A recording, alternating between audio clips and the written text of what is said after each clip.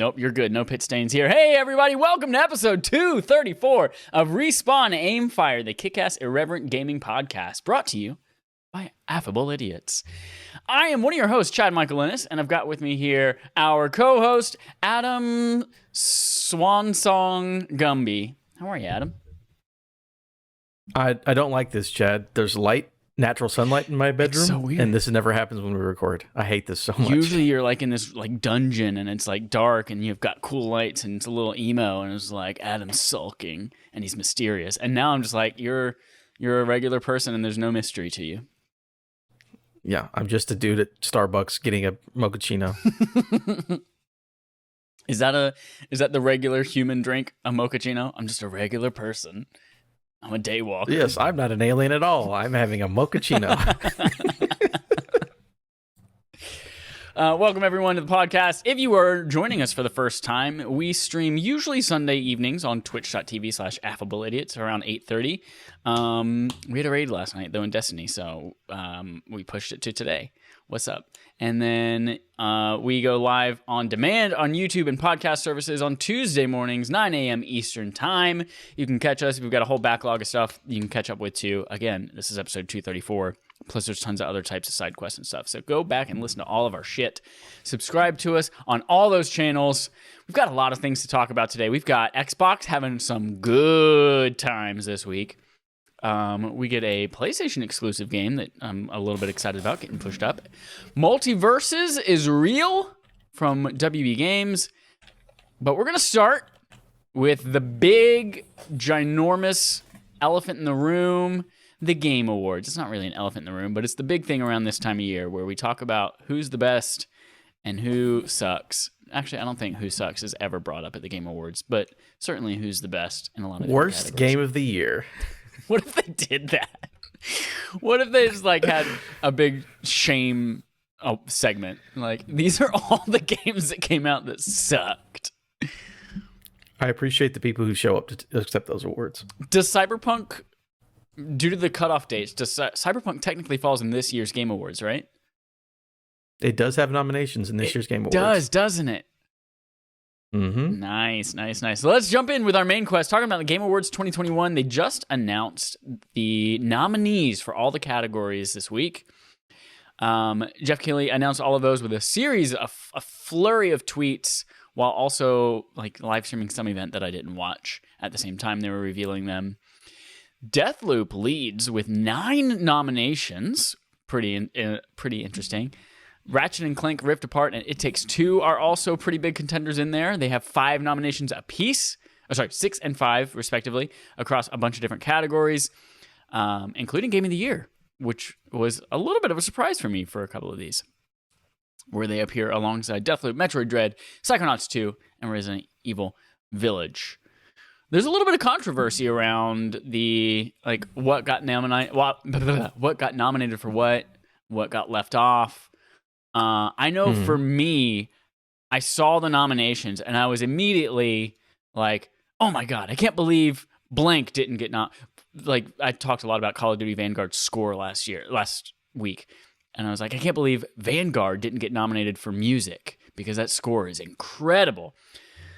And then I was going through the Game of the Year. I was like, really? Those are the games? And this didn't get on there. And this did. And then I started thinking to myself, like, but everything that was on there for a lot of these categories kind of seems right, though. There wasn't anything on here that I didn't feel like deserved to be on it based on what came out this year. I just felt like there were, like, everything in general to me was like, we had a lot of good games this year.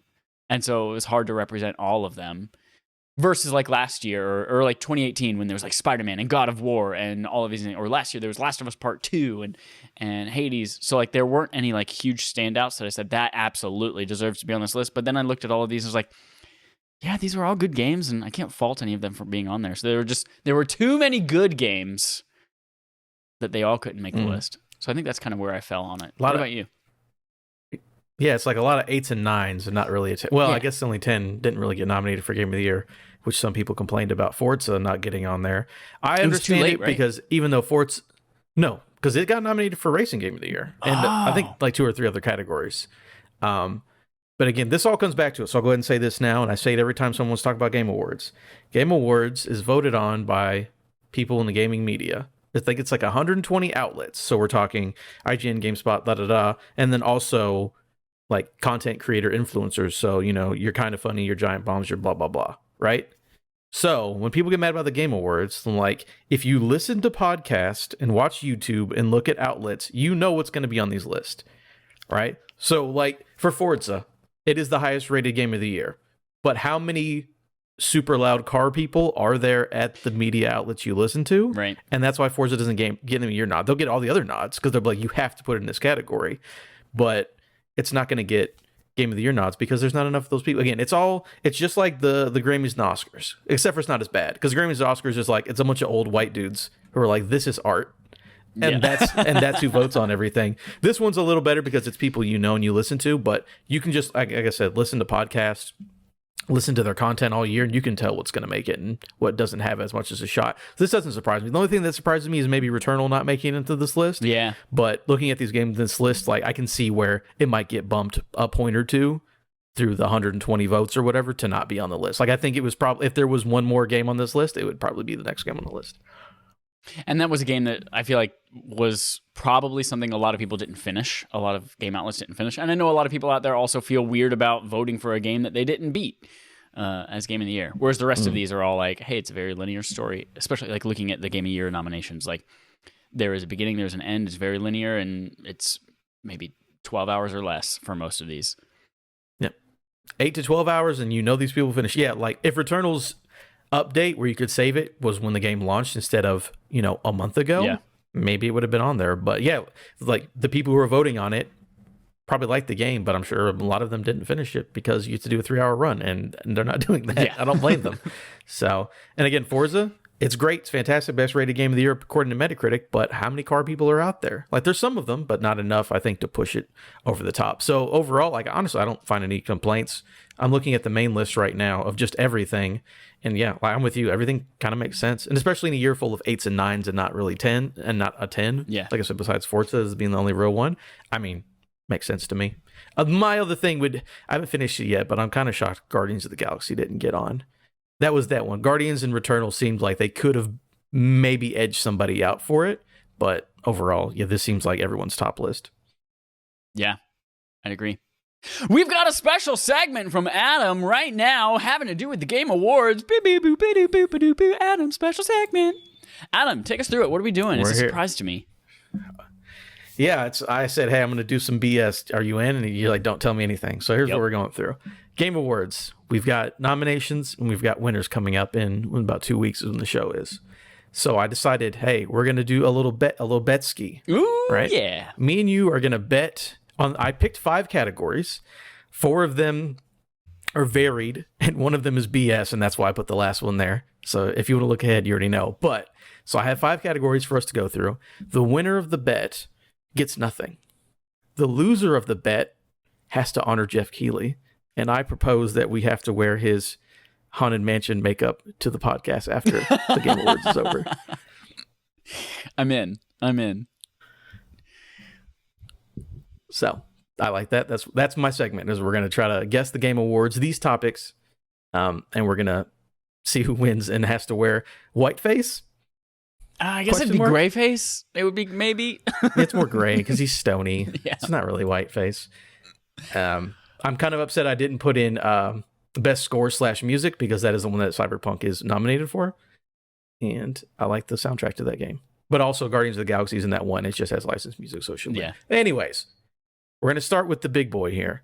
Game of the Year. Recognize a game that delivers the absolute best experience across all creative and technical fields.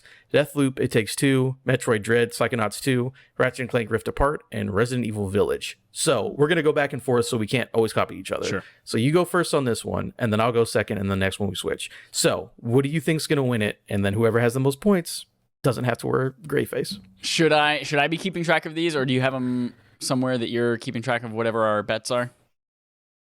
Maybe you should, because I wasn't prepared for that. Okay, I've got a note open right now. I'll go ahead and keep track. Okay. Bets. Goaty. All right, here's what I got.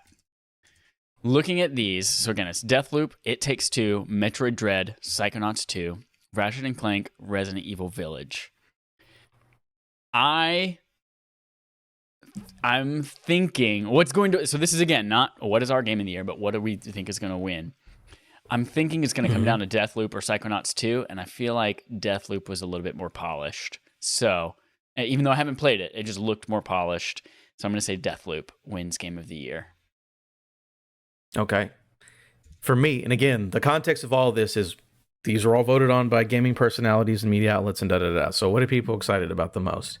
And for me, I immediately get out Resident Evil Village because people like that. But it seemed like after that game came out, people were over saying it was their game of the year the minute the next game came out like a week later. I'm stuck somewhere between Deathloop, It Takes Two, and Metroid Dread. Just because Metroid fans, again, a lot of people in the gaming industry love Metroid. They like Nintendo, and it was very, very good. But I'm going to go It Takes Two. All right. Because for them, like, this is a brand new experience. Everything is... I haven't played... I'm about to start playing it tonight. But they're like, everything is different. He changes it up. This is an amazing indie game and deserves to be game of the year. So I think that outlets, people in the gaming industry are impressed by things that are different. Yeah. So I think It Takes Two is the thing for them. Full disclosure, I think I'm like 3/4 of the way through It Takes Two. It's a long game, and it is on my short list for game of the year. Like, it is fantastic. Yeah, I'm ready for it. Next up, nice. we have What's next? Best performance. Oh, go ahead. Okay. Next, best performance awarded to an individual for voiceover acting, motion, and or performance capture. This we have Erica Mori from Life is Strange, Giancarlo Esposito from Far Cry 6, Jason E. Kelly from Deathloop, Maggie Robertson from Resident Evil Village, and Ozama Akija, I'm very bad with names, from Deathloop. So that is the two leads from Deathloop, I forget his name, Cole and Juliana. Not are Cole those two McGrath. Deathloop names. Yeah, not Cole. Yeah, not Cole McGrath. So I guess I'll go first on this one.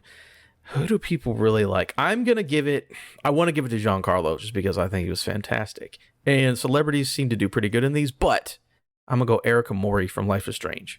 Ooh. Because people who love that game think that it's game of the year, and I'm assuming it's based on her performance because I have not played the video game. Yeah. But I'm going to guess. I'm taking a big old shot in the dark here because I've only played Resident Evil Village, which is one of the 5 nominees on this thing. So I don't have experience with any of these people, but from the little bit of Life is Strange that I'm hearing about, and just the nature of those games, that is like a very narrative driven kind of thing, I'm gonna go with Erica Mori as well. All right, is that allowed? Am I allowed to pick personally? The same you picked? Yeah. Okay. Yeah, that's why we're switching back and forth. So it's not just me always copying what you do and then there's no winner. So you're allowed to pick the same thing. I'm just trying to keep us from not doing it too much if we don't have to. By the way, Jason E. Kelly, who's Cole from Deathloop, is very, very good. He might be my favorite on here. He's very, very fantastic. He's the guy that Arcane bought him a PS5 so he could play his own video game because he didn't have a PS5 to play it. That's awesome. I believe that was a news story. Who was cool. Maggie Robertson? Best indie game in Resident Evil Village. Maggie Robertson, I believe, is Lady Dimitrescu or whatever. Okay. Yeah. Best indie game for outstanding creative and technical achievement in a game made outside the traditional publishing system. We have 12 Minutes, Death's Door, Kena Bridge of Spirits, Inscription, and Loop Hero.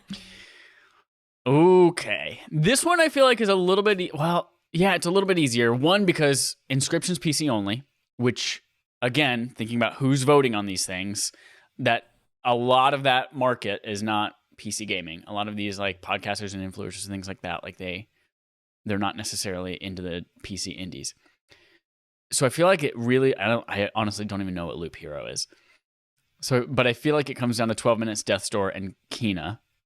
And I feel like most people, the general consensus around Kena was it doesn't quite hold up throughout the entire game, which brings us to 12 Minutes and Death's Door. 12 Minutes was very what's the word? Controversial? Controversial, that's what I'm trying to say. Conferential, that's not a word. Controversial and kind of divisive, like people freaking loved it or people freaking hated it. And so I feel like Death's Door is the answer. Because I feel like everyone I saw who played that game really freaking loved that game. It got a lot of press. It's now coming to PS4. So I feel like Death's Door is my answer. Okay. For me, it was between Death's Door, Inscription, and Loop Hero. just because those are the highest rated indie games on here, like the ones that reviewed the best. But you're right, we're not talking about reviews necessarily, talking about the industry. And I also was going to say Death's Door. All right, just because it was on multiple platforms, people really liked it. I think Inscription is probably the actual best game on here. Again, this is just based off of reviews and everything, but haven't played that yet. I'm going to probably get that next. Loop Hero is very good. We'll talk about that later. But yeah, I'm going Death's Door too, because I feel like the most people played that and would vote for it. What happens if we tie? Do we both have to come in Jeff Keighley makeup? Oh, we're both losers at that point? Maybe half and half. Maybe I do the right side of my face and you do the left side of your face. Perfect. We'll do something stupid. Perfect. Most anticipated game. Recognizing an announced game that has demonstrably illustrated potential to push the gaming medium forward. AKA, if this is next year's list of Game Award games, it's much stronger than this year's. So, potentially. Yeah. Elden Ring, God of War Ragnarok, Horizon Forbidden West, the sequel to The Legend of Zelda Breath of the Wild, and Starfield. Oh, this is tough. I believe I go first on this one. You do, yeah. I don't even have to think about this one. It's God of War. Yeah? Yeah. I feel like Elden Ring and Starfield, I feel like, are the loudest people with like... Souls people are very loud. Yes, they are very loud. Right. I just don't know how many there are. But I feel like both of them have been Remember, edging Sekiro forever. did win Game of the Year. Sekiro did win That's Game of the Year at that's these same right. awards. But I think you're right. Like, demonstrably illustrated potential to push the gaming medium forward. I feel like that's God of War Ragnarok. Do people care about Breath of the Wild anymore? I don't think so. I know we don't. But also I feel like part of the hype around Breath of the Wild was also just Switch in general. I feel like there's not a lot of hype for Forbidden West for some reason. So yeah, God, and we don't know enough about Starfield. So they've demonstrably illustrated their potential, which means they have shown something that makes us believe they're going to push the gaming medium forward, which I don't feel like Starfield's shown enough. So it means it's going to be Elden Ring or God of War. Oh, God. If it helps you, just be different and pick something I didn't pick.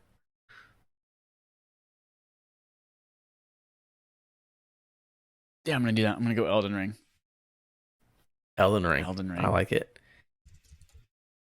That is the thing. Thinking about this, the two of these games on this list, the one that we picked, are both sequels to Game of the Year contenders from the Game Awards. Yeah. Sekiro and God of War both won Game of the Year. So I think it's between those two. For you, what's your on this? What's your game on this list? What's my most anticipated?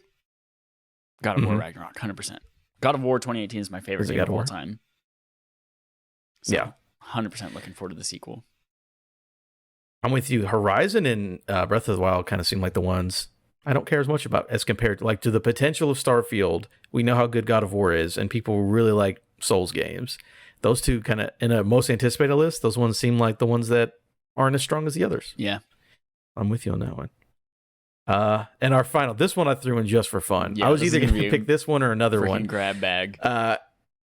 Yeah, Content Creator of the Year for a streamer or content creator who has made an important and positive impact on the community in 2021. I was either going to pick this or Esports Star of the Year. Both categories that we know nothing about, and this is a complete shot in the dark. For Content Creator of the Year, it's either Dream, Fusely, Gauls, Iba, or the Grefj. It's Greg, but F in front of the G. I have no fucking clue who any of these people are. I know. God, Fusely, Gauls. I'm going to vote for the Grefka just because I feel like it's so stupid. Like the rest of these are like, I don't know what this name is. It's mysterious. It's like a dream. It's so like abstract. Whereas the Grefka is just like, I'm a dumb personality. Come watch me play some games. And people really get like that appeals to them. So I'm going to say the Grefka. Yeah, I also have never heard of a single one of these people. I'm gonna say Fusely just because. I was gonna go Grefka as well because like that's just someone's name and they switched the letters around. Yeah. But you took it. I don't want to copy you, so I'm gonna go Fusely, whoever that is. Whew! What a spread! All right, so yeah, we only have the same answer on 2 of these, so we could possibly. Okay, that's good. Actually, I guess that means that it's impossible for us to come out the same, right? Yeah, because we have 3. I mean, we could also get every one of them wrong. That's true. Yep, we could get all of them wrong. Yeah, you're right, because it's not like it's not like one of us wins every single category, because that's not how science works.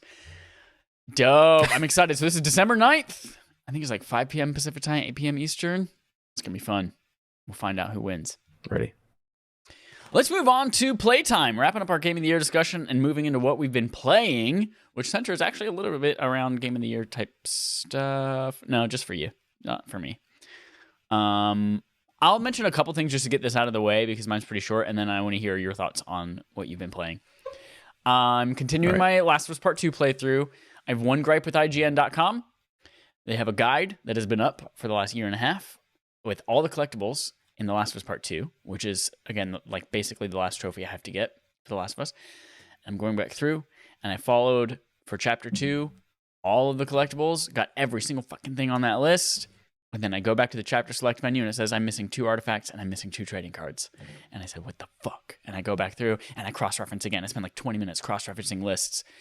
And then I go to Polygon and look up theirs. And sure enough, Polygon has 2 more items on their list for both categories that IGN doesn't have. So IGN is just, their guide is wrong. It has been since I downloaded it. And I went back and rechecked it. It's still old. It's still wrong. So, but I'm playing through that. Freaking loving it. This one's just a shout out. I mentioned that we were playing this, but I never actually mentioned now that it's up. Go watch on Pixel Street Vids YouTube channel. We have our playthrough. It was me, Holden, Matt from Rhode Island, and John from Pixel Street.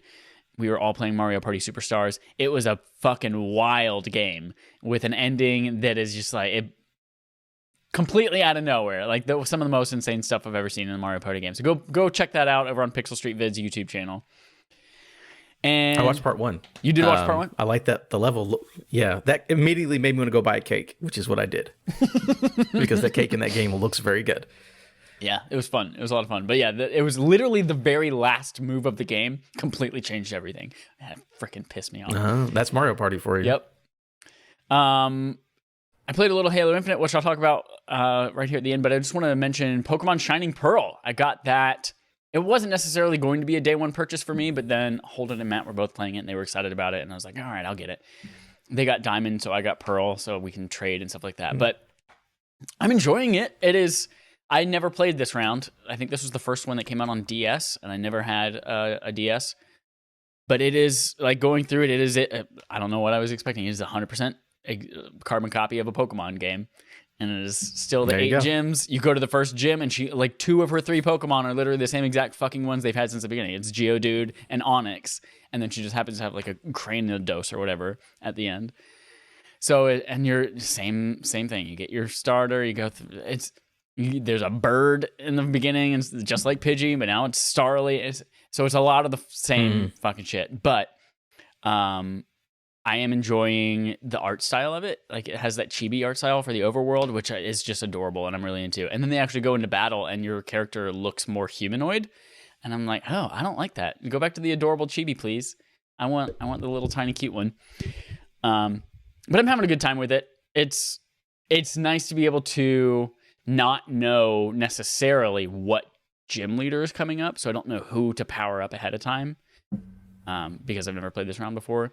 But also, like, it is playing a little bit to the nostalgia because of that. It's exactly like the first original games, which are my favorite in the series that I've played 1,000 times. So it's like a fresh take on it, which is nice.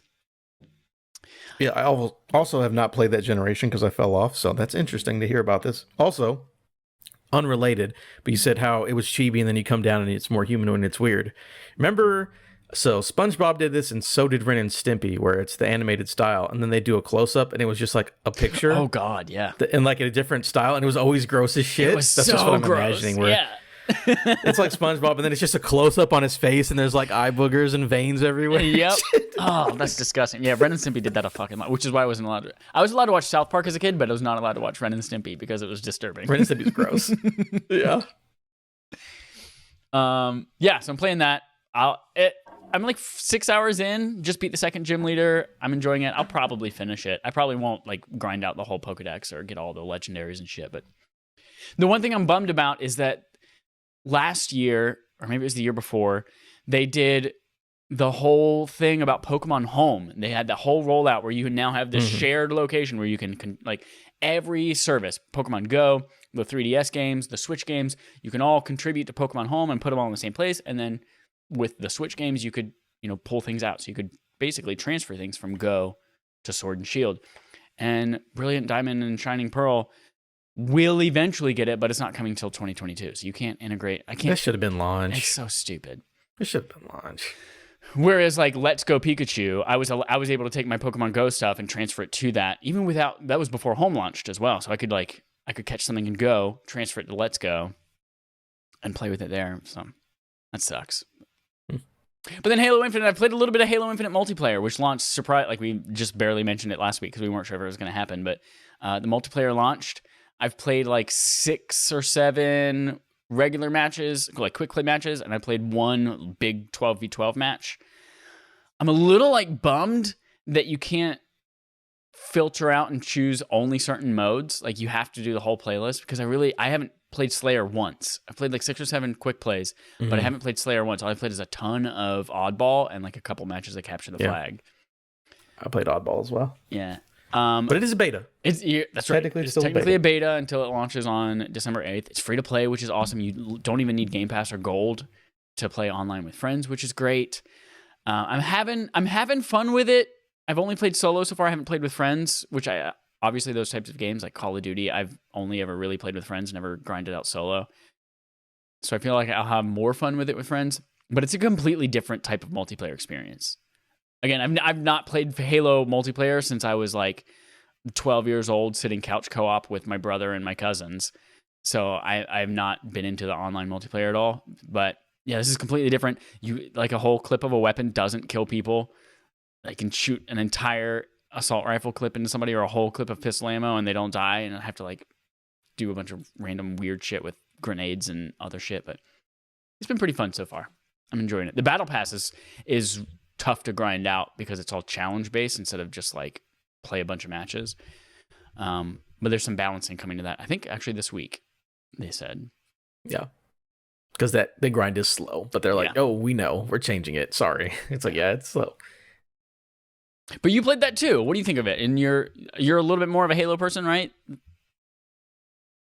Kind of. I haven't played any of the flights or I haven't played any of Infinite at all.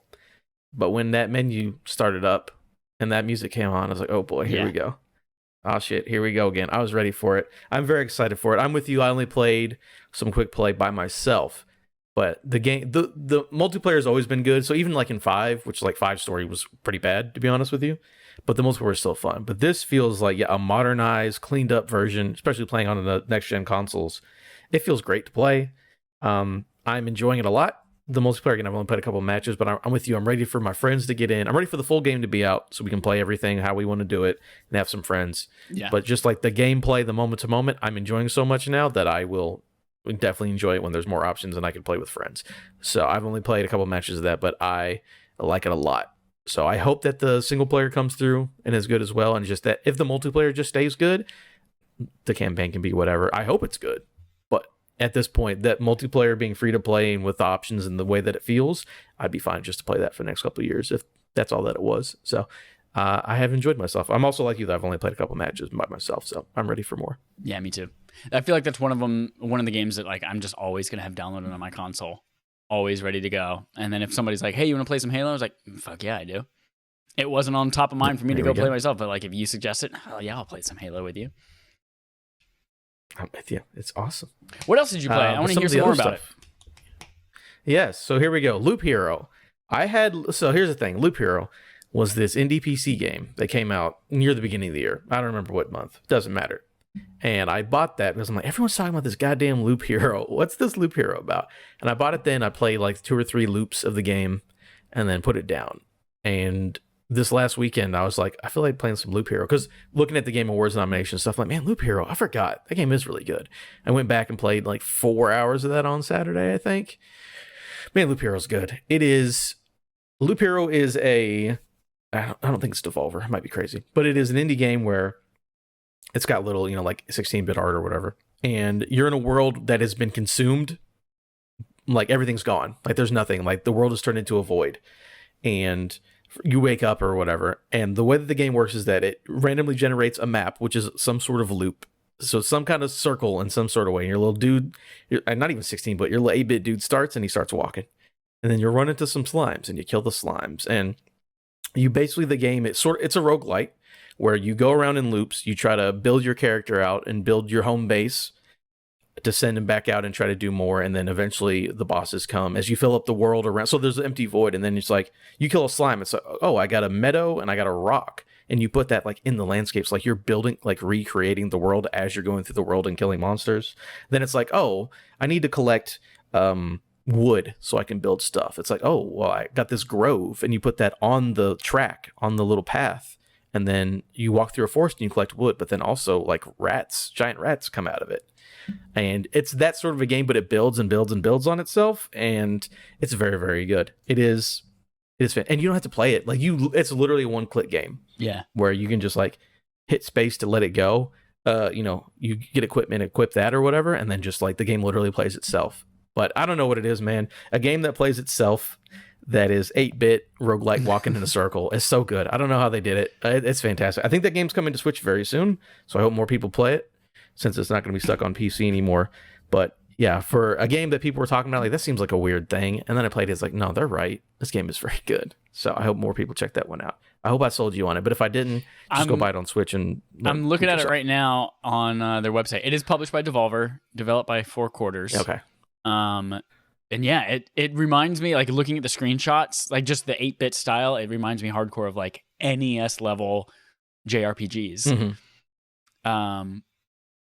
I'm kind of into this. It is coming to Switch on December 9th. So that's the day of Game Awards. There we go. Yep. Jeff Keighley's like, hey, buy Loop Hero on Switch. I'm like, all right, Jeff, I got you. Yeah. And it supports Save Data Cloud. It's one of the, you don't have to guess, will this make my transition from Switch to Switch? You're good. All right. It's very good. I suggest everyone play that. And then I also played a little bit of Guardians of the Galaxy. Yeah. Tell me about Guardians of the Galaxy. Yeah, not the James Gunn movies, even though I might watch those again. Guardians of the Galaxy is a game by Eidos Montreal and the team that brought us the event and the publisher that brought us the Avengers, but it is everything the Avengers wanted it to be. It's single player only. And the thing about this game, again, I'm only 3 chapters in, but this is probably going to be on my Game of the Year list. It is so good. The characters are so good. They're like, hey, what's cool about Guardians of the Galaxy? All the characters and like the wackiness and its cosmic level of this world, and that's what they doubled down on. Like all the characters are so well acted. Everybody, not even if they're likable, people who are assholes are like, God, I fucking love you, you piece of shit. It's so good, and I'm only 3 chapters in, and people tell me like the game is better the farther you get into it. Like all that stuff I'm saying is good. Apparently, is like people say like by the time you beat the game, that's when it gets on everyone's Game of the Year list. So I'm very early on, but I already see what people like. The combat is fun right now. It's like good enough. Like it's fun to like pick your powers, and because you only play as Star-Lord, but you like tell your friends what to do. But I can definitely see, like I'm adding more powers and more powers as it goes along. I'm getting new abilities and such. But just like the gameplay is solid, it's good, and then the story is fantastic. In the atmosphere, again, best soundtrack of the year. When I was talking about earlier, it's just like, oh, what's some 80s metal bands that we like? I literally just did a fight. What's the music video where the girl gets pulled into the cartoon world and it's like a sketch? Take on me. Yeah, I was just playing that while I was killing some jelly enemies, and it was awesome. It's so good. Yeah, that game is very good. I'm gonna keep playing it, but it's solid. Everyone pick, especially right now. If you're listening to this as this goes live, it's literally $30 everywhere. Target, GameStop, Amazon. Everywhere it's $30. Absolutely go get that game for $30. You'd be crazy not to. I'm excited. I picked it up. I picked up a bunch of games for Black Friday, and that's probably the one I'm most excited about playing. Yeah, very enjoyable. And then 2 things just want to mention real quick. These aren't things that I've played. Well, I guess I technically have played them. Left Behind Game Club. Jacob McCourt had me on to do the Dead Cells episode, which just launched early last week. So everyone check out Left Behind Game Club. And the Dead Cells episode, I'm in there. Jacob was on for our Far Cry 6 episode. Check him out. And then another podcast that I do called Isle of Misfit Rolls. It's a D&D podcast. I don't really talk about it much, but we just released, it's not the season finale, but it's basically like the climax of the story. I was like, oh, I maybe need to talk about this because in about a month and a half's time, we're going to be going on to season 2 and live streaming that. So if anyone likes D&D, just talking to you, Trevor, check out Isle of Misfit Rolls because we're basically at the end of season 1. So if anyone wants to enjoy that and get on to season 2, do that. Man, I love that last episode where we fight the big bad guy. I enjoy it. As someone who was there listening back, I'm like, oh yeah, that was cool. So yeah, check that out if you like D&D. Isle of Misfit Rolls. Rolls, ROLLS? Yeah, it's Misfit like rolling Rolls, dice. ROLLS on Twitter. That's just Linktree, and that's the easiest. So Misfit Rolls or Misfit Trolls is what it looks like when you type it out. Got it. Dope. Let's move on to our quest log. We got quite a few stories here today to talk about that happened over the last week. The first is something we talked about a few weeks ago that had been leaking, but now is confirmed to be real. Multiverses from WB is real. This information is coming from Matt Perslow at IGN. Warner Bros. Officially announced it. It's kind of like a Super Smash Bros. Like fighter, developed by Player First Games, and it brings together a whole bunch of different places like Scooby-Doo, Adventure Time, Looney Tunes, and Game of Thrones. We haven't seen Daenerys like I wanted, like I predicted. Like that would be cool if Daenerys came in and her ultimate was like 3 dragons, but we have seen Maisie Williams. Ooh, from Arya Stark voiced by Maisie Williams. It is coming out in 2022 for consoles and PC. The consoles, however, are last and current gen PlayStation, Xbox, no Nintendo Switch. At least announced so far, which is I feel like is kind of a little bit of a miss, especially given a lot of the characters in this one, like Bugs Bunny and Jake the dog and Steven Universe, and like I feel like this could have a lot of appeal with people who might only have a Switch. But I have a theory about this. What's that? This game is only available on places where you can watch HBO Max, so not the Switch because it doesn't have any apps. Interesting. Isn't that wild that like Switch still only has Hulu? Yeah, they just added Twitch. Did they really? Just added Twitch. That was one of no Netflix though, no nothing. One of the very, very first episodes of our podcast, Respawn Aim Fire. Well, back then it was Split Screen Gaming Podcast. Holden and I got into a huge debate, like almost fight, over whether the Switch was actually a console unless it had Netflix on it. It says Netflix on it. Oh man. He was very much like, no, it's totally a I was like, no, it's not a complete entertainment console until it has Netflix, and it still doesn't have it. So we've already got an incomplete roster, so they've shown a bunch of people who are going to be in it, but there will be more added before the game launches. And what's interesting about it is that they are all voiced by like the original acting talent for each of these characters too. So I mentioned a few of these already: Jake and Finn from Adventure Time, Steven Universe, and Garnet from Steven Universe. Tom and Jerry, which I didn't realize had voices other than like that, but maybe they do in the movie. I don't know. Batman, Superman, Wonder Woman, all voiced by like Kevin Conroy and George Newbern and Abby Trott. Harley Quinn, Shaggy. This one was wild to me. Shaggy, this is the big one, is not voiced by Shaggy from the cartoons. He's voiced by Matthew Lillard from the movie, which is fucking awesome. It has been a long time since we heard anything from Matthew Lillard.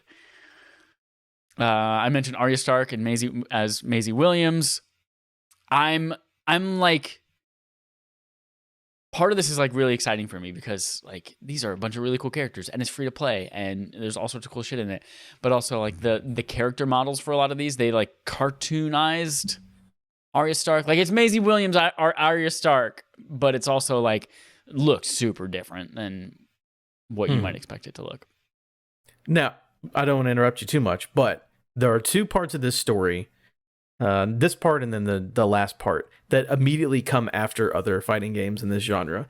Because, again, we have voice actors for these characters. Let me tell you what game didn't have voice actors for characters. Nicktoons Brawl in the halls or whatever that game was. That was weird because it had no licensed music and no voice acting. And this one is like, yo, we just have Kevin Conroy's Batman. Like, fuck off. We've got the guy. Matthew Lillard as Shaggy. It's fantastic. But I haven't watched Steven Universe, but Garnet, voiced by Estelle, the musical artist. Like, she's a famous singer.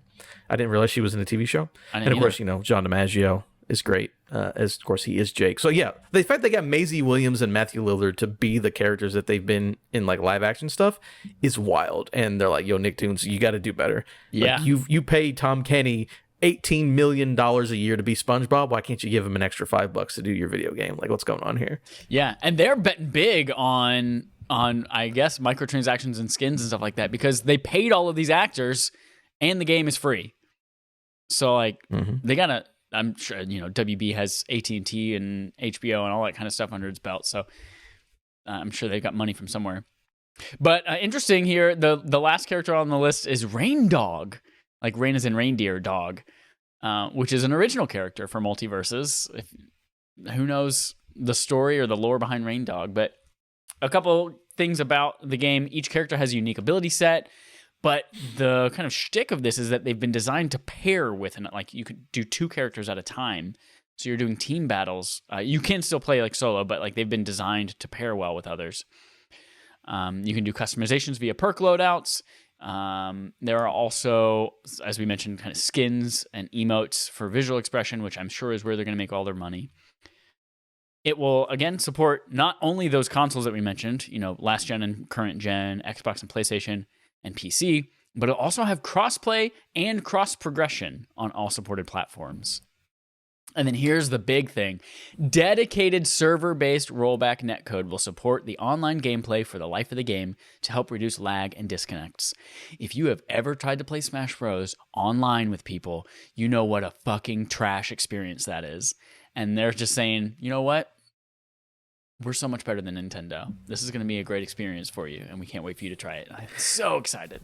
Remember when I said that there are 2 parts of this story that go after the next of some other fighting games? Absolutely. That they're like, oh, our online will work. Yep. How do you feel about that? Our free-to-play games online will actually work. That's fantastic. Yep. And then last thing here is that they're just going to support guilds and other social features, so you can climb leaderboards, challenge other groups, all sorts of things like that too. I'm pumped, Adam. This is going to be fun. This could be a fun thing, especially to get together a group of people like on a game night or something like that and just beat the shit out of each other. I'm very excited.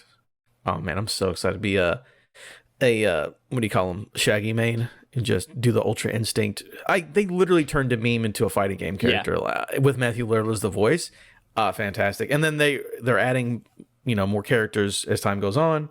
So, we can get, again, literally anybody. They took the gameplay of a Brawlhalla, Super Smash Brothers, Nicktoons, Battle in the Hall, and they mixed it with like a Fortnite Rocket League like model. And I think it's going to work super well. Like if the gameplay is as good as I assume it to be, this game is going to be very successful, and I'm here for it. I'll buy your battle pass.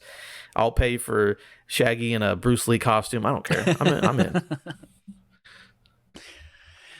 Going the opposite direction in terms of tone, Bobby Kotick stays looking pretty numbered over at Activision. This information comes from Jared Moore at IGN. There's been a lot, obviously, that we know about going on in Activision, but some new developments this week comes from the Wall Street Journal. There are sources that say the Activision CEO, Bobby Kotick, has made some comments in a meeting this week on Friday that left open the possibility of his departure if these issues of misconduct were not fixed, quote, with speed.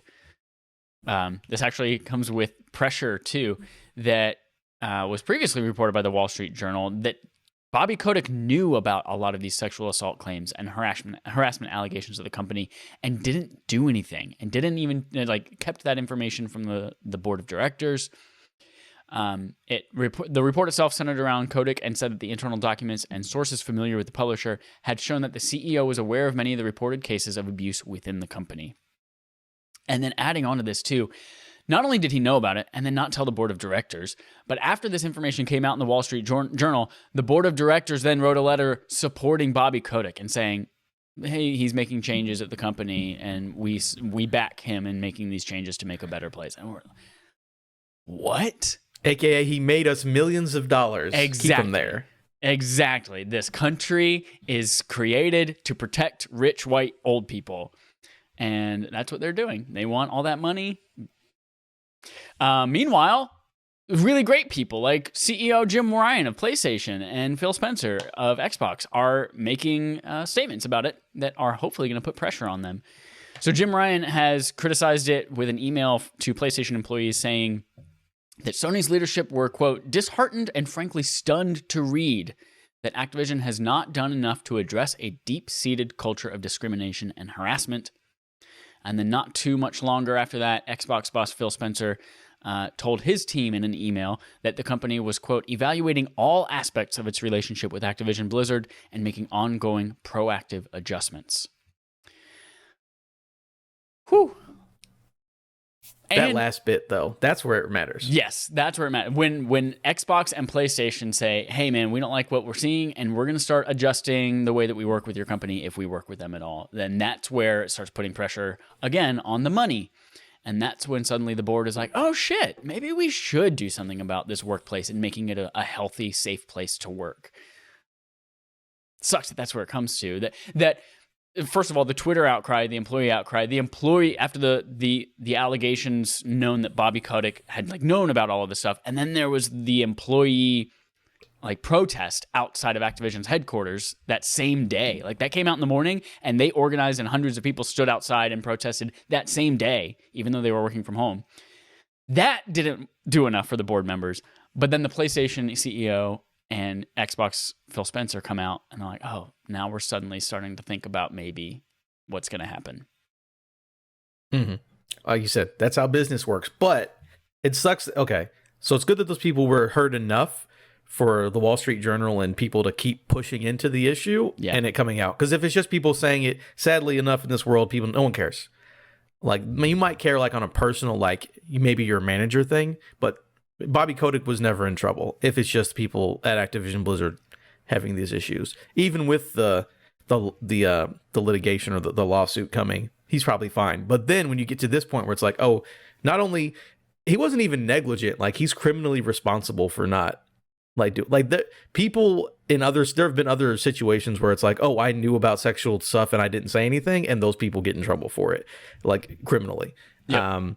And then, like I said, Xbox and play, everyone's coming at him now, and it's ooh, yeah, take your fucking $1 billion you've made over the last couple of years and just leave everybody alone, please. I'd appreciate that. But he lowered his salary to $60,000 a year this year.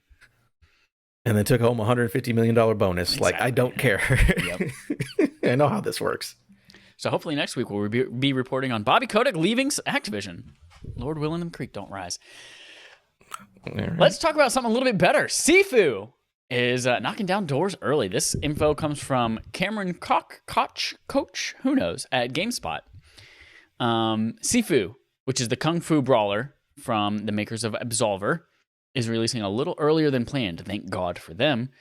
They were originally in 2021. They got delayed to February 22nd of 2022, which is smack dab in the middle of every other fucking thing next year. And now they're saying, you know what? Maybe we'll release earlier on February 8th so that we can get out ahead of all of that a little bit. So yes, they are officially coming out February 8th. The developer, Slowclap, wrote in the YouTube description for the trailer that the new date is there and they are making good progress on getting Sifu ship ready. And as a result, we'll be releasing ahead of schedule. And then there's going to be some additional gameplay videos for the upcoming action game coming officially to PlayStation channels very soon. I'm excited about that.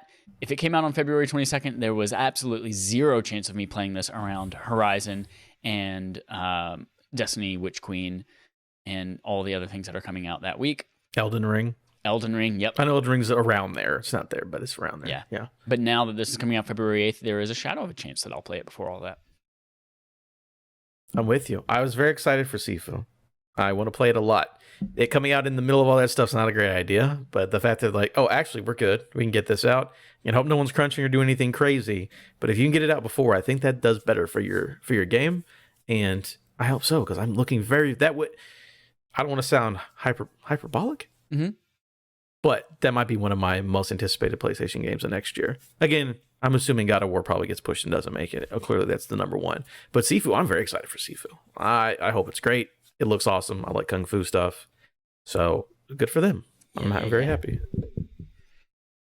Forza 5 is having a pretty good week. It's freaking. We talked a little bit about it last week that it's like doing really well, but goddamn, this comes from Jared Moore at IGN. Microsoft has confirmed that Forza Horizon 5 has been the biggest launch of any Xbox title in the history of the company, with 10 million players jumping into it in that reimagined Mexican landscape within the first week. 10 million players in its first week. As it continues to break new records moving forward, Playground Games has also recently announced that it is continuing to add elements to the game that will increase inclusivity and make the game more accessible to a wide range of players. On top of its base accessibility features that can be currently found, Horizon 5 is also set to add an on-screen sign language interpreter to the game in a future update. That's awesome. Freaking get it, Forza. I'm so bummed that there have been so far no Game Pass Ultimate Black Friday deals, because there's one. All I've seen so far is for Game Pass PC, and there's Game Pass Ultimate half price at Target. But there's going to be more of those coming soon. Okay. But Target is the one who has it at this moment. But it should be on Amazon. Everybody else later in the week. Okay. Whew. Good. Because I can't wait to play this. I'm so freaking excited. Matt's been playing it. He's been talking about how beautiful it is, how sexy it is. You played it, obviously, and we're talking about how great it is. And everyone, 10 million people have played this thing and are loving it. In a week, man. What a nice number. I like to see it. Yep. And it doesn't even get a Game of the Year nod, even though it scored, multiple tens. That's what's wrong with this industry. That's what's wrong with this country. Oh, my God. I bet frickin' Bobby Kotick paid someone not to put that in the Game Awards. Oh, boy. That almost seems like something he would do. Speaking of other games that came out this year that didn't really show up at the Game Awards, Hitman 3 is getting new content in 2022. Says Darren Bonthwees at GameSpot. That's a fun name, Bonthwees. Here's a couple of things. IO Interactive CEO Hakan Abrak detailed several new modes coming in early 2022, starting in January with an elusive target mode and Hitman 3's VR mode coming to PC. So IO also just kind of described this elusive target mode as a new way to hunt down the most challenging contracts in Hitman 3 via a permanent addition to the game. And then if you are running the right equipment, then you get to experience ray tracing in the game as well later in 2022.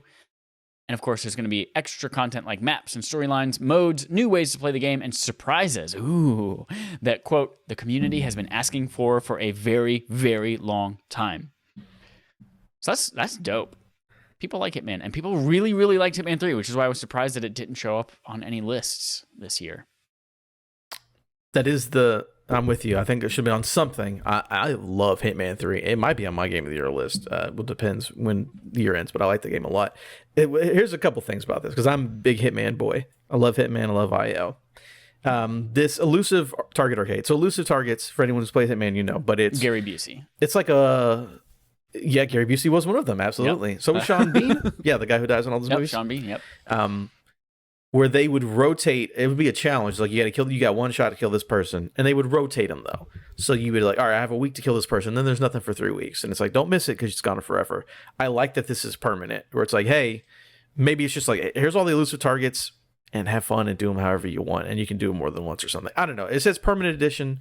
I like the idea of that because I love the elusive targets, but if you just don't happen to play Hitman, that week, you just don't get it. Well, they rotate them in, but it's nice that it's more permanent.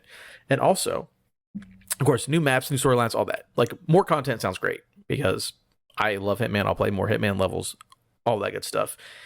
For PC players running the right hardware, ray tracing technology will be introduced in Hitman 3. I played Hitman 3 on my Xbox Series X. I swear to God, I thought ray tracing was on. Apparently, it was not on this whole time. There is a level where you're in where's that really rich place? It's like the richest place in the world, and they got the biggest Monaco? Tall building in the sand. Dubai. Oh Dubai. Yeah, in the UAE. Yeah.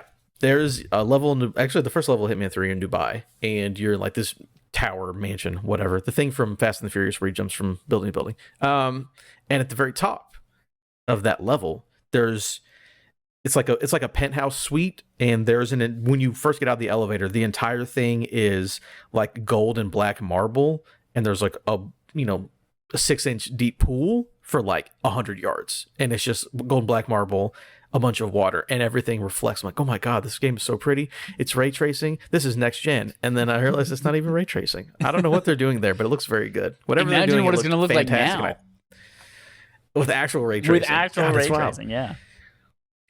That's cool. I'm very excited. I love Hitman 3. It's very good. That's a game series that like I've always wanted to like, but I feel like it's not my cup of tea. You also don't like stealth games, right?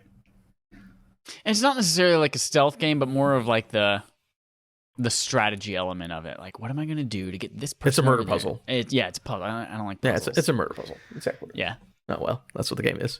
But like playing Metal Gear Solid and stuff like that, like the stealth in Metal Gear Solid 5, like that shit's good. It's a lot less puzzle and more like, oh God, I can't wait to freaking sneak up on this guy and send him to the sky in a balloon. Fulton, what a great thing. Yep. Spider-Man has no story. Motherfucker. George Yang at GameSpot. You guys remember his name? There he is. George Yang at GameSpot. What a freaking nail in the coffin for this game. Upcoming Spider-Man DLC, which we talked about last week, is coming on November 30th to Marvel's Avengers, and they have officially announced that no story missions, unlike the previous post-launch stuff like Black Panther, Kate Bishop, and Hawkeye. Instead, you do get story stuff from Spider-Man, and it's all called With Great Power, but you get it through a couple of animated, looks like lazily animated cutscenes, some audio logs that you find and have to listen to. So it's gonna be the worst way to experience a Spider-Man story that I think has ever been in a video game. And then on top of that, they released a little gameplay snippet on IGN.com with footage from Crystal Dynamics, and we learned that the web slinging, there's like an invisible glass ceiling that he swings from, and if you go too high, then you just like hit the ceiling and you fall down, and it sounds like it's going to be an all-around poop experience for Spider-Man. That's Spider-Man 1 stuff. Yeah. Like the original, like based on the Tobey Maguire, it's like, yeah, it just went in the air. Yep. You're fine. And we found out why. And it's basically like they felt obligated by a contract and they wanted to make content that everyone could play and not waste all their time and resources on something only PlayStation people get to play. But here's a direct quote from Philippe Terrien at Crystal Dynamics. We want to spend our efforts on content that everyone can enjoy, so we chose to spend a lot of our energy on the Claw raid that's coming up at the same time. He continued, quote, just saying it right there. Yep. Really, that's a simple decision for us. Spider-Man can play all the content, but then we release a piece of content that's good on all platforms. Really, that was a decision that's been that way since the beginning.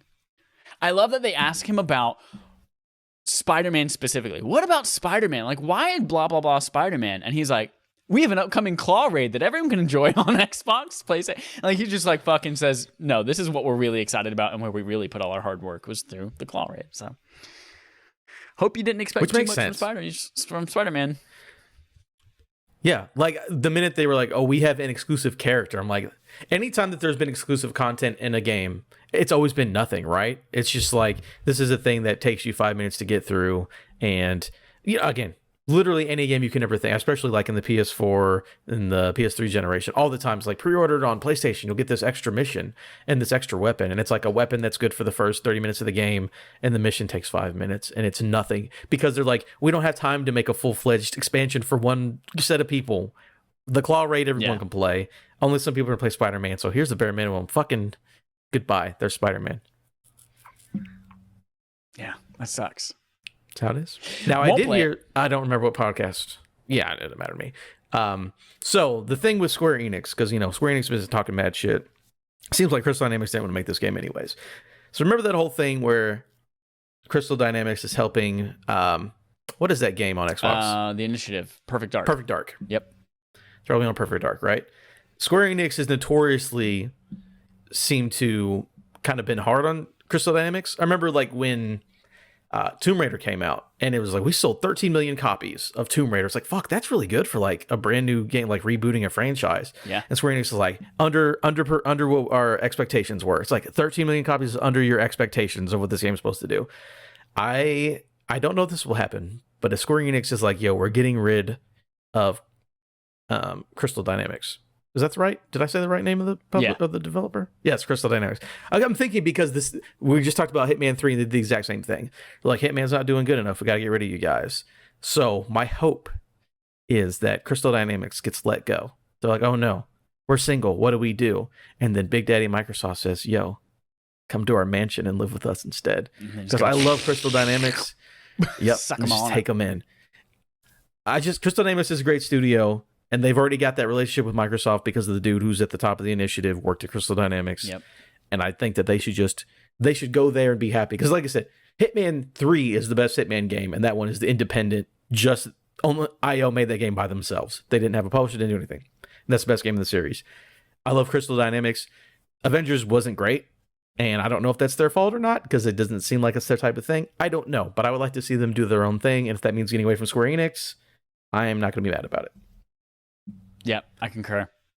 Yeah, I think you're right. That makes the most sense for them to just like jump in with the initiative. Somebody leaves, like they had a partnership over there with Crystal Dynamics. They leave and go to Microsoft, and then they're like, hey, I have this really talented team that could come help us a lot over here. Like, let's get into some talks with Square Enix. Those first two Tomb Raider games, like Rise of the Tomb Raider is literally one of my favorite games ever made. It is fantastic, which is the second in the reboot. And yeah, they made a 10 out of 10 game, and then they're like, make a live service Avengers game. Okay, whatever. Did they make Shadow of the Tomb Raider, or was that somebody else made that while they were working on Avengers, right? Yeah, somebody else made 3. That's why that one's not very good. I didn't play that one yet. It's not great. It's fine.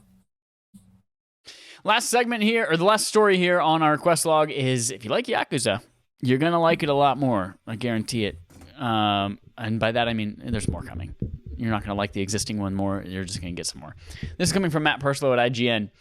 In a conversation with Famitsu Ryogagotoku studio director Masayoshi Yokoyama said, quote, I can't go into any details about Yakuza 8 yet, but I can reveal it will be a continuation of the story of 7 set a few years later. He also spoke about the studio's other projects beyond the mainline Yakuza series and said, quote, we will also take great care over the Judgment series, he said, although he didn't go as far as saying the third game in the series is in development. And then finally, quote, beyond Judgment, we would love to tackle an all-new game as well. One of the pieces are in place. In addition to both Yakuza and Judgment, we are working on other unannounced titles too. Dope. People love Yakuza. Cool. I've never played a Yakuza game, but people tell me it's GTA, but like Japanese and with the whole Yakuza, and it's like, all right, not for me, but man, those games look fucking wacky and fun for the people who like them. So y'all are getting more. Yep, I've tried playing multiple of them. Not my thing. I think it's just the Japanese-ness of them, which isn't always a negative thing, but I'm like, this is a little, I don't understand this. This is a little wacky for me. Yeah. But like you said, they're hugely popular. People love them. So good for you guys. Keep having your games. And maybe in the next game, they'll call them the Yakuzo. They announced, I think, too, right, that Yakuza 7 was like a turn-based battle system, which was really controversial. And like, oh my God, I can't believe they're going to take this huge turn in the series. And then they announced it was successful and they're going to continue with that, right? For Yakuza 8 or whatever the next one is. Yeah. Dope. Yeah, Judgment is the one that's going to feel like the old game or the other Yakuza games, from my understanding. Again, I haven't played all of them. I played a couple. But yeah, they're like, this one's going to be turn-based, and we'll keep Judgment as the old style that you know and remember. Cool. Adam, I know we did a segment from you earlier, but I see something here just written called Twitter responses. Is that like something left over, or is that a thing that's in there too? No, I did this. This is for me as well. Dope. All right, so at Respawn Aim Fire on Twitter, there's a mysterious tweet featuring Willem Dafoe from Spider-Man 1. What? 'Tis the season. What are you most thankful for in gaming? And we have a couple responses from Porkchop 1864 and from Smitty. They both say, thankful for my RAF pack and my raid team. So I assume, is the RAF pack the raid team, or is the raid team different from the RAF pack? So RAF pack is me, Holden, Dallas, Matt, Brent. Okay. The raid team is me, Dallas, Matt, Jerica, Audrey. Okay. So there is like an overlap Venn diagram, and the vagina of the Venn diagram is me, Dallas, and Matt. Okay. You guys are always in the vagina. Got you. Well, yeah. So those Dallas, people, Matt, and Chad, always in the vagina. You know those boys. Always right there. Where are they going to be at any given time? Always in the vagina. Yeah. So that was some of the responses. I just wanted to give my time to give a little shout out to, things that we're thankful for in gaming. Like I said, it could be, a game developer, just friends you play with, whatever. And that's where we got RAF Pack and Raid Team, right? My thing I'm most thankful for is Devolver Digital. Oh, yeah. I just want to say, keep it up. Keep giving me weird ass indie games that end up always just being like 9s out of 10s. Like, just keep it up. What a weird concept for a company. They give the weirdest, like shows. Like, remember like the Devolver shows, like the actor that has like a lore behind them. That lady that's like, it's weird. It's weird. It's all weird. But I love it. Keep being weird. It's like the Adult Swim of video games. I know Adult Swim has video games, but it's the Adult Swim indie publisher of video games. Like, we just do weird shit, and you're gonna like it. And I'm like, yeah, I do like it. You're right. I'm just very thankful for them. Keep it up.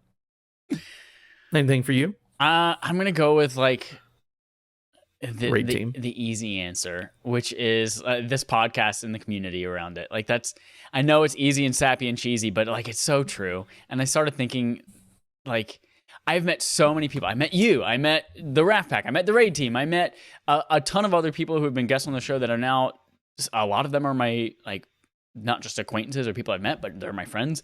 And arguably a lot of them are my best friends now. And I started thinking, like, I spent my 30th birthday, my 32nd birthday coming up, and I'm going to be spending my 33rd birthday all with people that I had never met in real life, that I just met through this podcast. And now I've been like literally flying to Rhode Island or to Florida to spend time with them for my birthdays. And I was like, and that's so freaking wild that it all started because I randomly submitted an email to Kind of Funny, and they all showed up on our podcast, and we hit it off, and it's freaking fantastic, and I love it. So thank you everyone for listening and sharing this with people and introducing us to new folks. And that's my cheesy, I'm thankful video games thing. It's so heartfelt. I love it. You know what? I'm also thankful for all the people. I didn't think of that because I was thinking of a dumb thing. Here's what I'm going to do, though. I'm going to try to figure this out for you, Chad. I'm thankful for you for bringing me on. Holden's dead in the ground, but I appreciate you thinking of me next after we buried his body. For Holden dying so that I could be here. Yeah, I'm so thankful. No. Holden's great. But I saw this on when I was looking up stories. And they have, on Black Friday, they're releasing the vinyl pressing of a Muppet Christmas Carol soundtrack. And I'm going to send that to you so you can enjoy that amazing vinyl. I'm going to figure out if it doesn't sell out. I'm going to get you a Muppet Christmas Carol vinyl. So that's my thanks to you. I hope Jeff Keighley's face is on the front of it and they've digitally put in his voice in the recording as well. That's awesome. Great. Thank you so much for that Twitter segment. We've got one more, and it's Game On Game Show. The Game On Our Gaming Show, we play a game called Game On, a gaming show on our game show. Game. Adam. A few weeks ago, we played Nolan North is Raptured. Long live Nolan North. Mm-hmm. In honor of Brilliant Diamond Shining Pearl releasing this week, we are going to play Pokemon Got Raptured. Long live Pokemon. Now, if you remember from the Nolan North one, like, there were a handful of games. I said, hey, Nolan North gets raptured, and he also got raptured from anything he's ever been in. So we have to call in whatever actors are left and have him fill in his spots. This is going to be a little bit different. These Pokemon, and again, I pulled all of these from Gen 1 so that you and I both know who they are. Okay. I'm about to say, some of those I will not know. These Pokemon on Gen 1. Have all been raptured. They're gone forever. They've disappeared from the games. And also the ability to replicate them with CGI is gone. We have to bring in actors to play these in costumes, in like physical props, like actual practical effects. A performance, right. So I have on here 1, 2, 3, 4, 5, 6, 7 of these. I don't have specific people because I think that we could get super creative with some of these and think of things that I couldn't on my own. So I'm going to go through this list, and we're just going to figure out who is now going to be the permanent face of these characters in all video games, movie adaptations, and television animes. Not just the voice. Again, physical, practical, non-CGI or animation. That's who these people are. Okay. We'll start with the most humanoid of them, Ash Ketchum. Who is going to play Ash Ketchum in everything now? Again, he's the Pokemon trainer. Yeah. The main Pokemon trainer. Supposed to be a 10-year-old boy. Correct. So I've got two potentials for you. Either Finn Wolfhard, because he's every child in every movie, even though he's 20. Why? I know his name. He's the kid from Stranger Things. He's in Ghostbusters Afterlife. Oh, he's yes. He's the kid in Hollywood. Right. So him, even though he looks like he's 18 at this point, but everyone likes to cast him as a kid. Or I want a small Asian actor, a lady specifically, because Ash Ketchum, I believe, is voiced by a woman because he's supposed to be a child. A lot of times in voice acting, they use women to portray children. Yep. So maybe like Awkwafina, just because I like her so much. She's so funny and so charming. Yeah.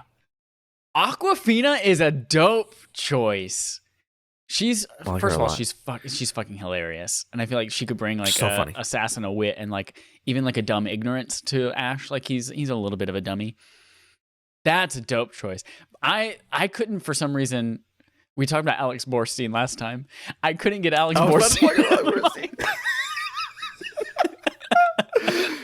So I'm glad you brought up Awkwafina, because I think that's a better choice instead of Alex Borstein.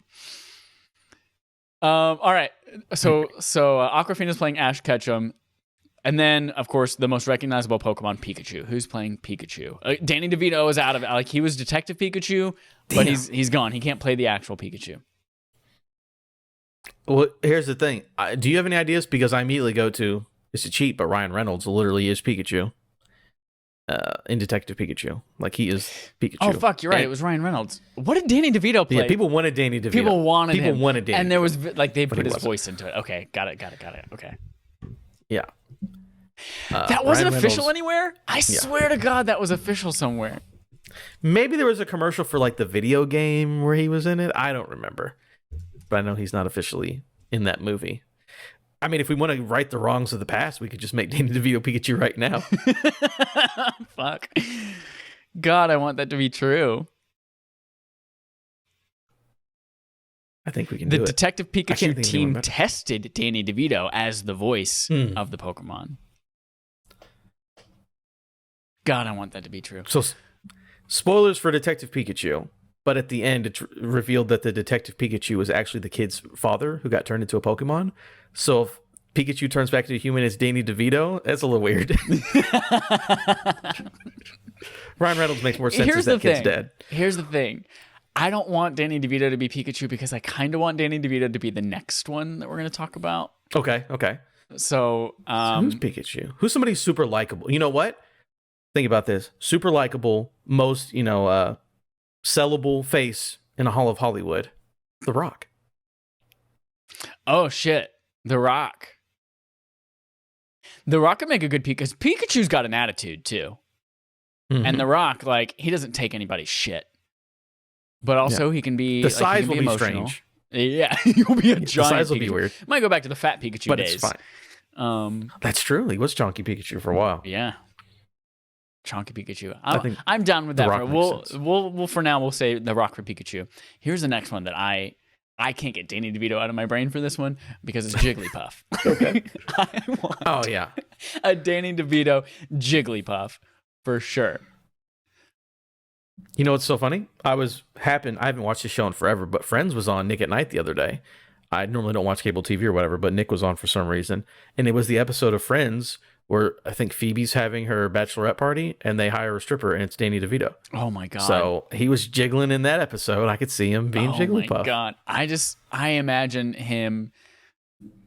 And the episode of Sunny in Philadelphia, I think it was the Christmas special, where he lubes himself up and hides in, or no, he's not lubed. He was just super sweaty and hot, where he hides in the couch so he can listen in on people's conversations. And then he freaking rips open the couch and like burns himself naked. Yeah, I remember seeing that. Like, God. Oh yeah. Yeah.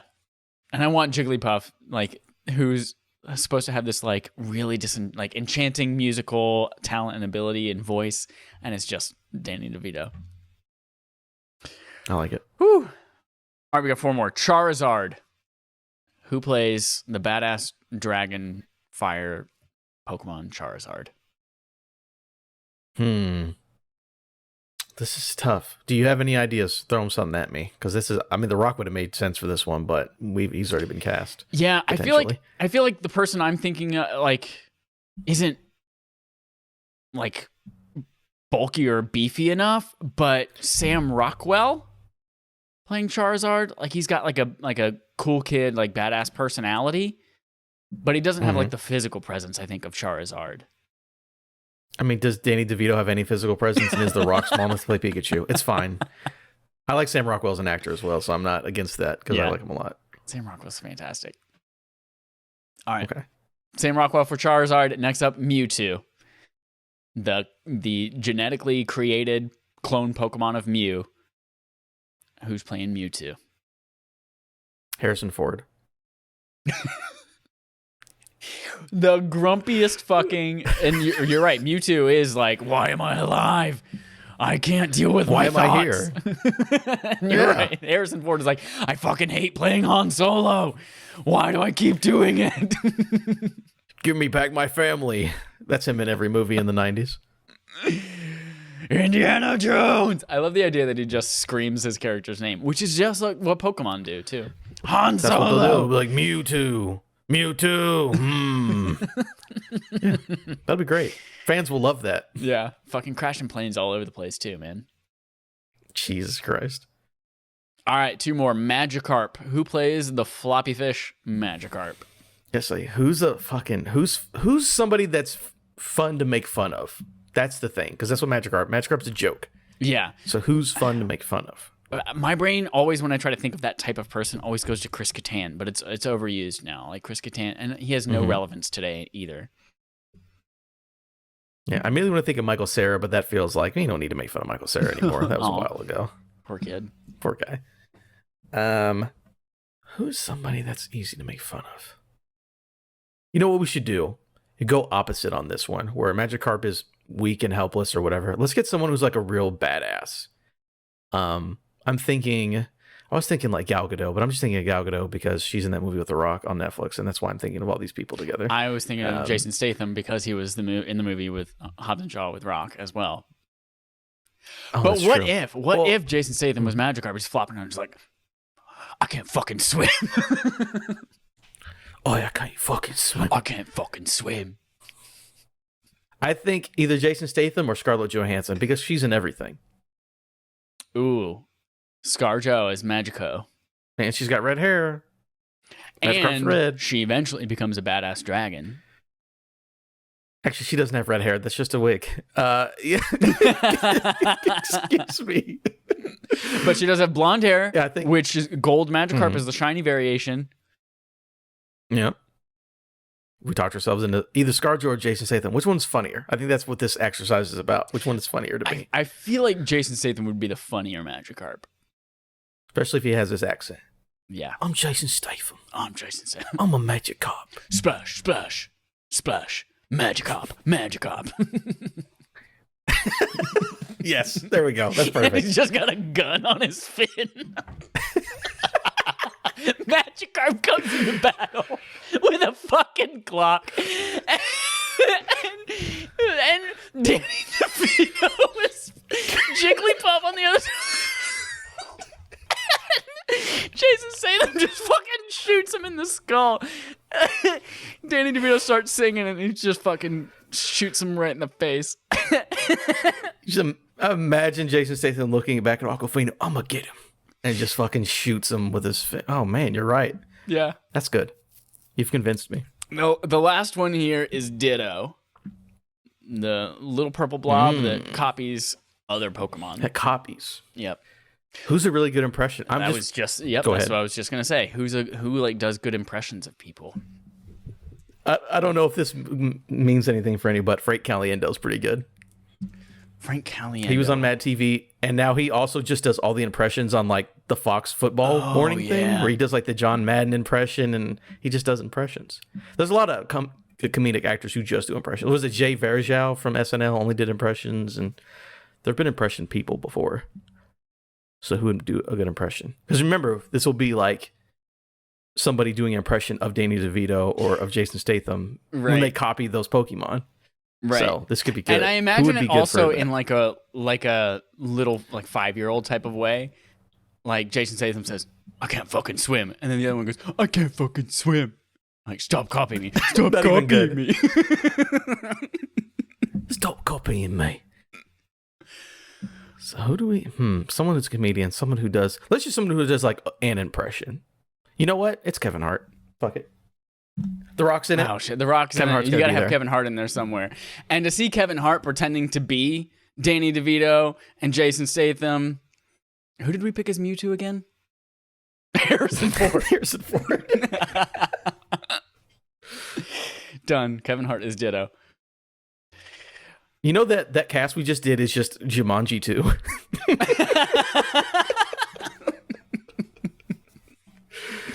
The cast of Jumanji as Pokemon. That's it for Game on Game Show, and that is it for our episode 234. God damn it. I knew that 4 was in there in the wrong spot. 234 of Respawn Aim Fire.